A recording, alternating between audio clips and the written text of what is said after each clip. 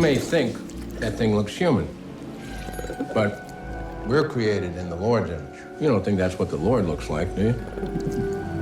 I wanted the creature to be of a different shape and a different color than any other amphibian creature ever made. So I said, let's be very pure on the beginning and do the creatures purely from a sculptural point of view.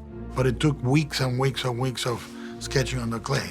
It was such a privilege for me to be privy to the designs and seeing Guillermo with the color, and it's like nothing else I've ever known. It's breathtaking.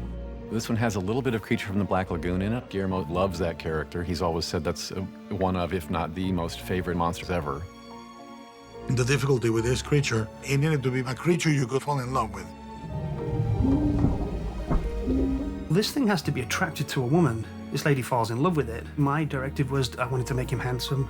The design they came up with, my lips are a little fuller, strong jawline. The body they sculpted on me is very athletic. He's handsome in a fish-like way.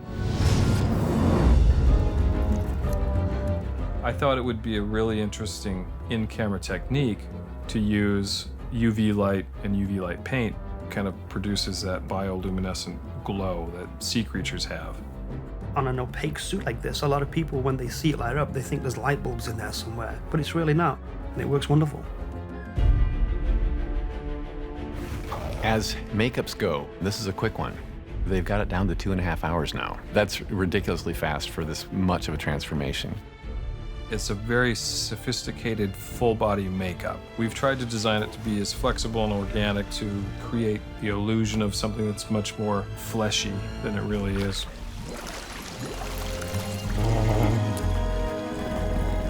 When I saw the creature for the first time, the fins and the gills and the scales, I mean, it looks very realistic.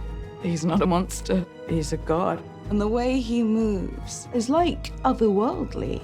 Doug, who's playing him, is just incredibly three-dimensional. I mean, he brings a real life to this creature.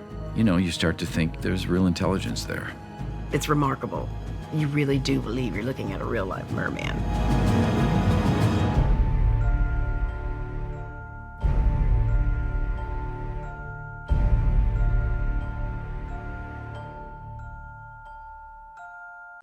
Hey, so stay with me as I have a bonus behind-the-scenes movie fact for you from The Lord of the Rings.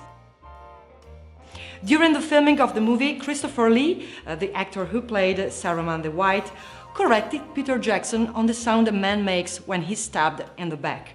The director has been quoted as saying, "When I was shooting the stabbing shot with Christopher, I was explaining to him what he should do.